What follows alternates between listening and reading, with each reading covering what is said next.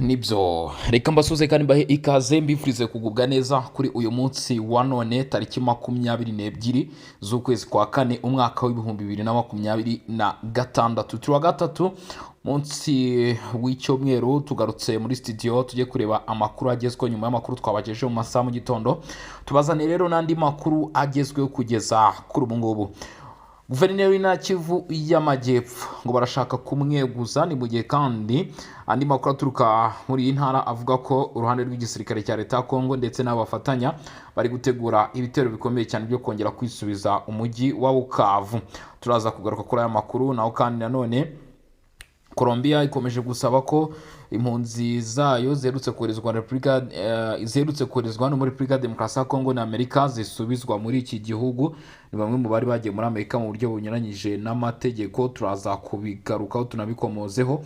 Goma hari kuvugwa ibikorwa biri kwamagana cyangwa se by'ubugizi bwa nabi biri gukorwa n'inyeshyamba za M23. Ibikorwa bikaba byongereho kugaragara ngungu muri teritwari ya Masisi, nabyo turaza kubigarukaho. Turagaruka ku makuru ari kuvugwa bita Katondi Kasima Kipesero angani mu Kipese angani muri teritwari ya Rubero. Turareba ni wiki biri kwavugwa.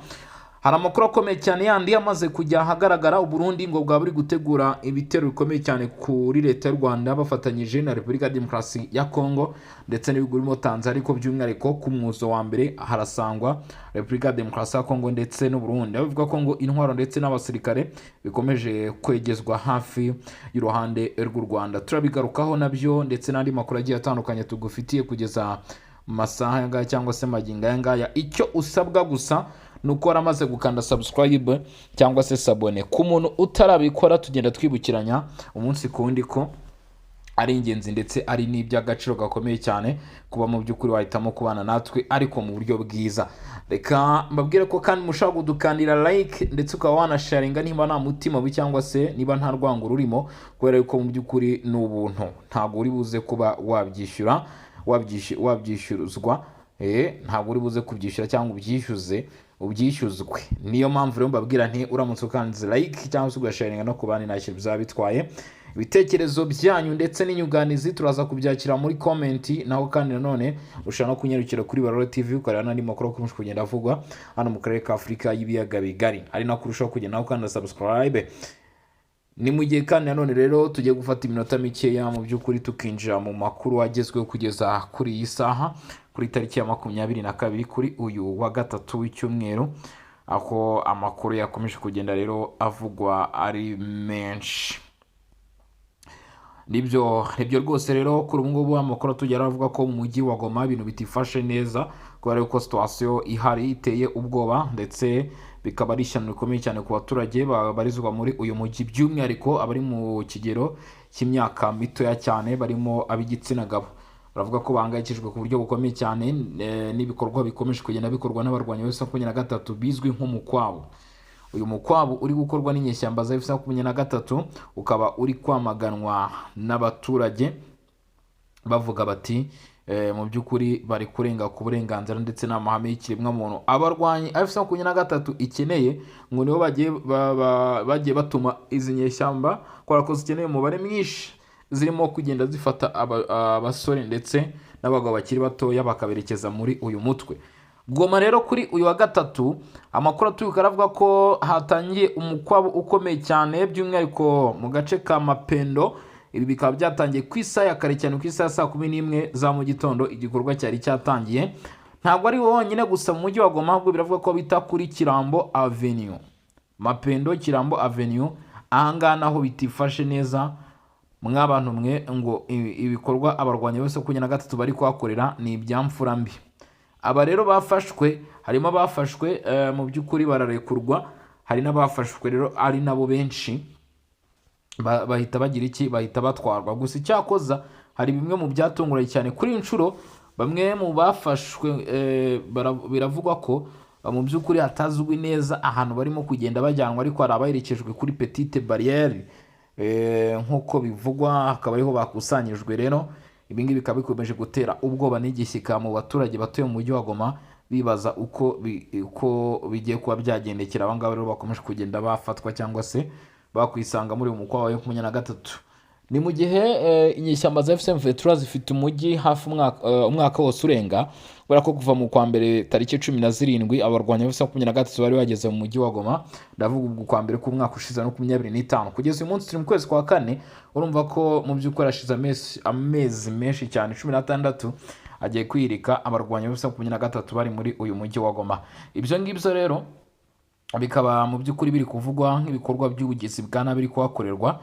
Abantu benshi rero bikaba bivuga ko ngo bagiye bajyanwa muri izi nyeshyamba ku ngufu ngo bajye kuzirwanirira.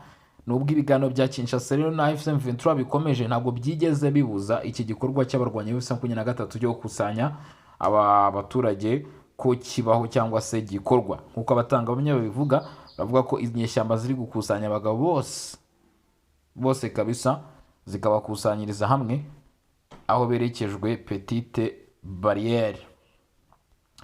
Tuvuye mu mujyi wa Goma gato, ibi biri kuvugwa mu mujyi wa Goma ntabwo biri kubera mu mujyi wa Goma gusa, ndetse nkibutsa ko no mu minsi yashize byabera ahantu bita Minova muri teritwari ya Karehe. Ariko kuri inshuro nanone biravugwa ko iki gikorwa nk'iki cyakozwe mu mujyi wa Goma cyanabaye muri teritwari ya Masisi mu gace bita Ngungu, aho bivuga ko ngo abajene cyangwa se abasore bakiri bato bagera muri 250 bafashwe n'inyeshyamba z'umutwe wa AFC M23. Urubyiruko 250 barenga, more than 250 young people from Ngungu bakaba bafashwe kuva hano muri Ngungu muri teritwari ya Masisi. Bikavuga ko ngo abangaba mu by'ukuri bamaze kuba bategurwa kujyanwa mu nyeshyamba za FCM23 kuva mu myaka 2 ishize, kuva mu minsi 2 ishize. Kuva mu minsi 2 ishize rero ibikorwa nibwo byakomeje kugenda bihagaragara. Bamwe mu bahagarariye abaturage bavuga ko igikorwa nk'iki ngiki cyo gutwara abaturage muri izi nyeshyamba bitari ku bushake, ku gahato, bigaragaza ubugome ndetse n'ibikorwa bikomeye cyane biri gutegurwa n'abarwanyi ba FCM23. Bagasaba ko hagira igikorwa kuko hari bamwe mu bagiye bata amashuri, ndetse abandi kugeza ko ubu ngubu bavuga ko bashaka kuba banagiye banabigwamo, kuko murabizi urugamba uko rwifasha. Ibyo rero ni biri kuvugwa mu mujyi wa Goma, ndetse bisa neza ni biri kuvugwa mu mujyi wa Ngungu. Gusa icyakoza aho bitandukaniye na Goma na Ngungu, nuvuga ngo Goma byavuzwe kuri uyu munsi wa none tariki 22, ariko Ngungu muri teritwari ya Masisi ho bimaze mu minsi 2 ishize niho iki gikorwa cyatangiye kugaragara cyo gutwara abasore rwose bagera kuri 250 bose bakaba bamaze kuba batwarwa, aho ubuyobozi muri aka gace bw'abaturage nuvuga ngo abahagarariye societe civile bari kwamakana iki gikorwa, bakavuga ko ari igikorwa kibi cyane cyo kurenga ku burenganzira bw'ikiremwamuntu, kubera ko abana benshi hari n'abajyanwa batujuje imyaka.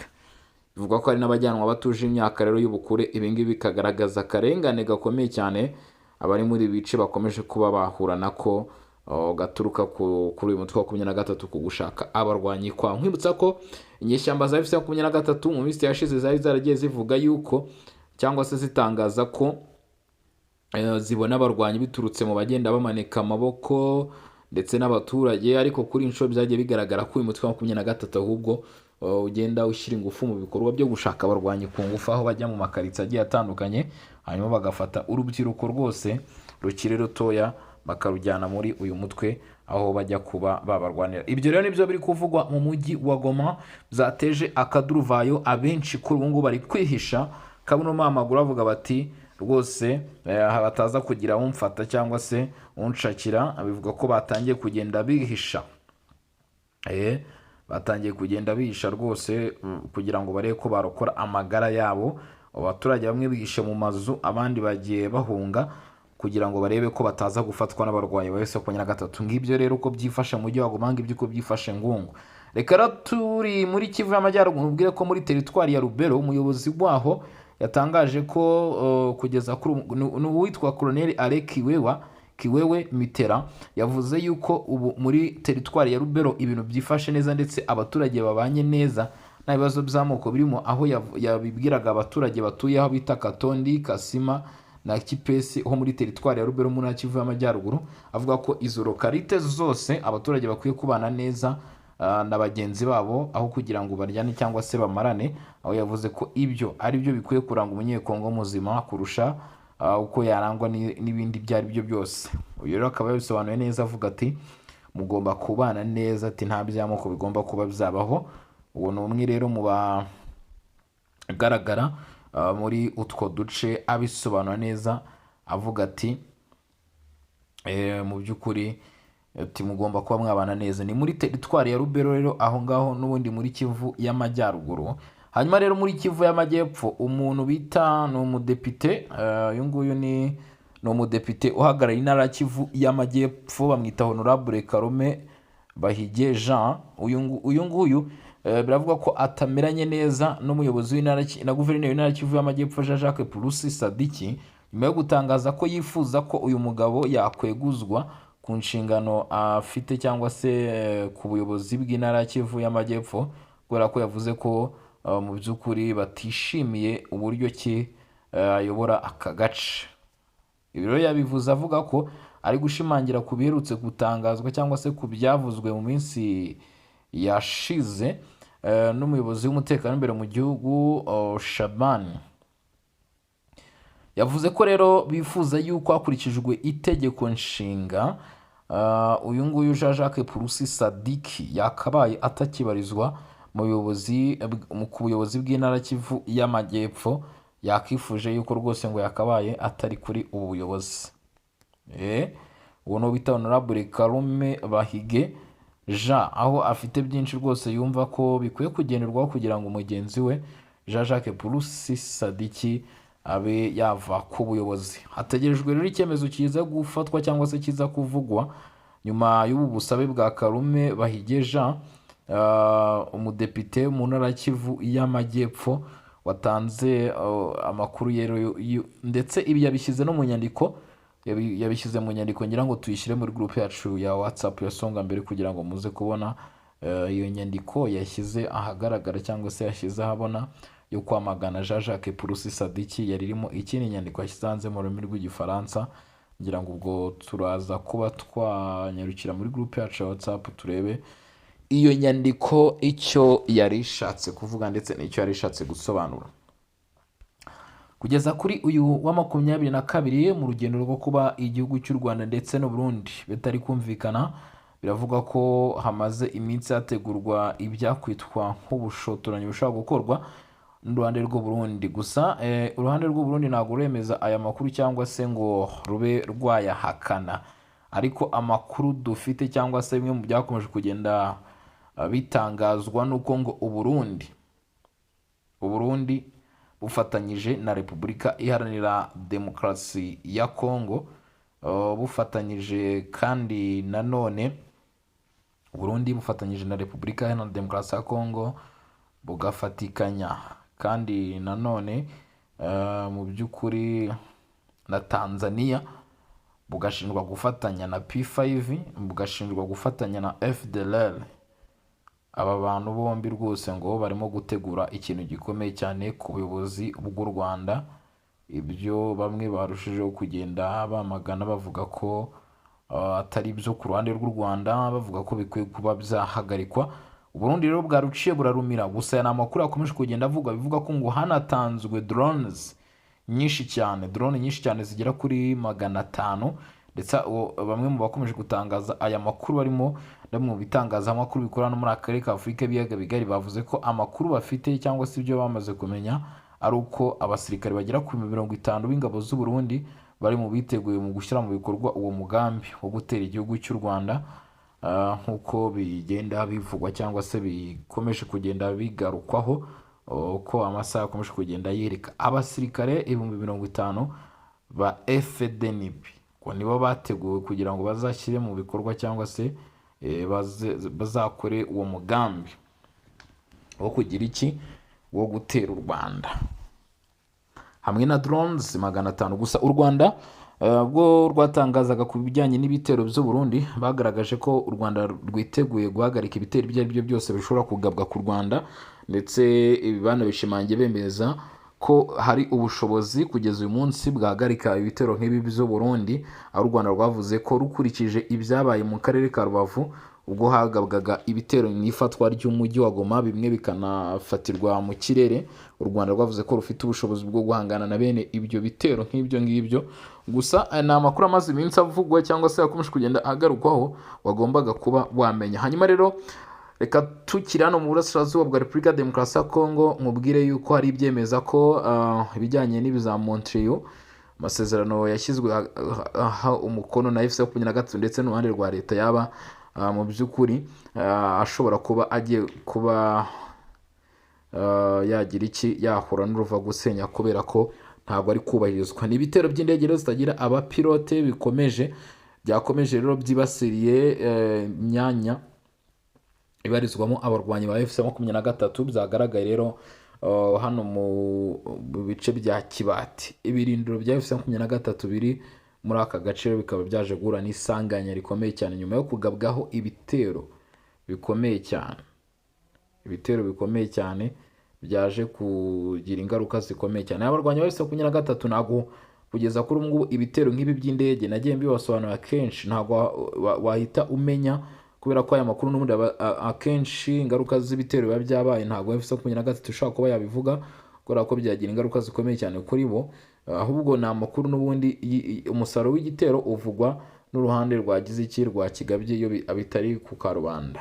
Ariko nka gutya biba byagenze mu birindiro, mu by'ukuri biragoye ko uruhande rwagabye ibitero rushaka kumenya umubare nyirizina w'abaguye muri ibyo bitero mu gihe batabashije kugira iki, kuhagera. Gusa icyakoze biravuga ko ibitero byagabwe kuri inshuro hano muri utu duce bigaragara nk'ibitero bikomeye cyane,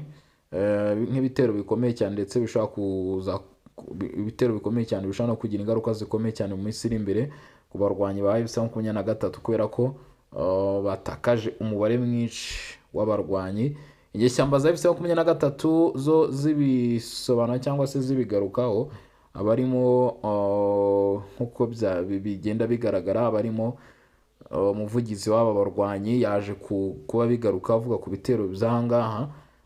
Yavuze ko cyangwa se yagiye asobanura ko ibi bitero bigize ubushotoranyi mu by'ukuri ko bikwiye kuba byahagarikwa cyangwa se bikwiye ko hafatwa ingamba zikomeye cyane mu guhangana nabyo. Nuko yakomeje kugenda atangaza rero.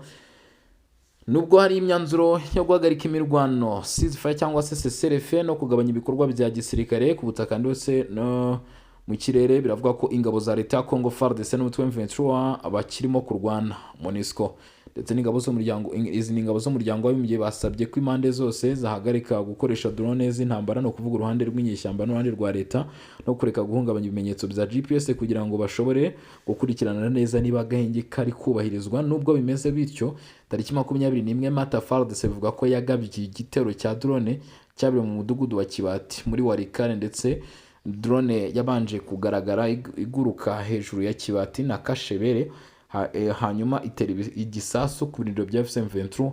Iki gitero cyateye urusaku rukomeye n'ubwoba mu baturage. Nta mibare iramenyekana y'abapfuye cyangwa ibyangiritse kubera aho byabereye bigoye kuhagera. Ni igisasu, ni hanyuma rero itera igisasu ku birindiro bya FC23 iyo drone. Iyi nkuru igaragaza ko intambara iri kwiyongera mu duce twa Walikale na Masisi muri Rucuru aho abaturage basanzwe bari mu kaga gakomeye, bamwe bakaba bahunga ingo zabo. Ikindi kigaragara nuko FARDC iri gukoresha ikoranabuhanga rya drone cyane hagamijwe kurwanya inyeshyamba bitarinze kohereza abasirikare benshi ku rugamba ngo bagabanye igihombo cy'abasirikare. Walikale ubwayo ni ahantu h'ingenzi kuko hari umutungo kamere mwinshi, ariyo mpamvu ishobora gukurura impande zitandukanye ziri mu ntambara kwisanga mu mirwano muri aka gace, mu gihe izi mpande zombi uko ari ebyiri barimo gushaka inyungu.